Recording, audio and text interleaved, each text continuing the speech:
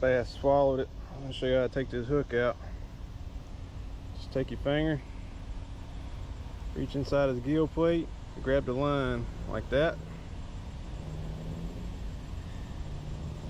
and pull down on the hook till the hook rotates like that. Holding that line to where that hook stays rotated. I'm taking my little pliers and grabbing that hook just like that. Look, there's the hook. Look, there's no blood. That fish is gonna make it. There he goes.